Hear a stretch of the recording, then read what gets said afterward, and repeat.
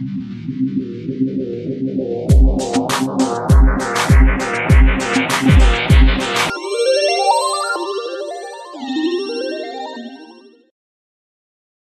welcome back. Thank you for joining me. I am doing an open cup pour today using a split cup. Wanted to try to see if that made a difference in the way that it sells up or anything, but it doesn't really seem to have done much of a difference. I will be going through the colors right now, but you can see it on the screen which colors I'm using.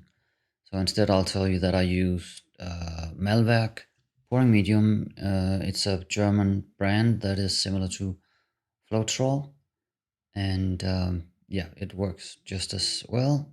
Seems to maybe even sell up a little more than the European Floatrol. I'm not sure. I haven't compared. Oh, and then this next color, the Quinacridone Nickel Azo Gold, I mixed it with a little white because last time it dried up a little too brown, I felt.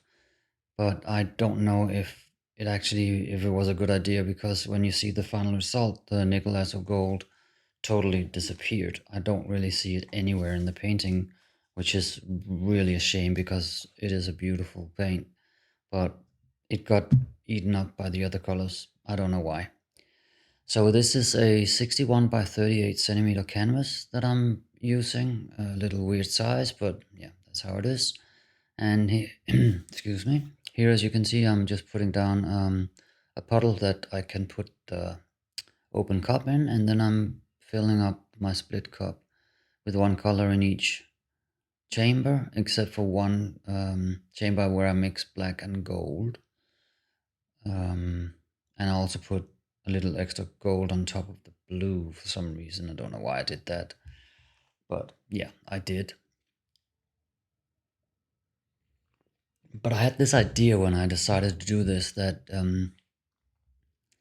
it might create a different effect when you did it through with an with a split cup. But to be honest, I can't really see the difference. It looks like other open cup pours that I've done before.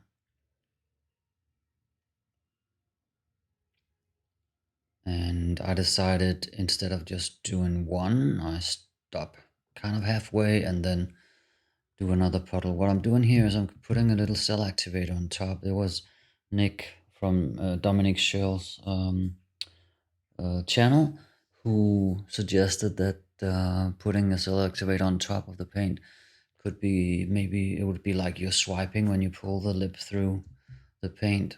I don't think that I see much of an effect, but it might have been that I didn't use enough, or that I actually buried the white, that I scraped it too hard down towards the bottom. I don't know, but yeah, it was a fun try, and there are some white lines around some of the cells, but it didn't give the effect that I had actually expected. So now I'm just torching for bubbles and putting on the base coat or the float extender, and then now we'll be tilting. I want to thank you again for coming, and please subscribe to my channel if you're not already. It will really help me to grow my channel and hopefully put up more material for y'all. Also leave a comment if you want, and last but not least, leave a like for me. Thank you. Here I'm just putting a little extra color in the corner here because I didn't want to stretch it too much, and then I'll be, as you will see, removing those rings in the top right corner. I do not like those rings. Always try to avoid them. And in this case, it was actually also just the leftover paint that had come out from the split cup, so definitely did not intend to have them on here. But yep, here you have the wet and the dried results, and I hope that you enjoyed. You have a great day. Bye.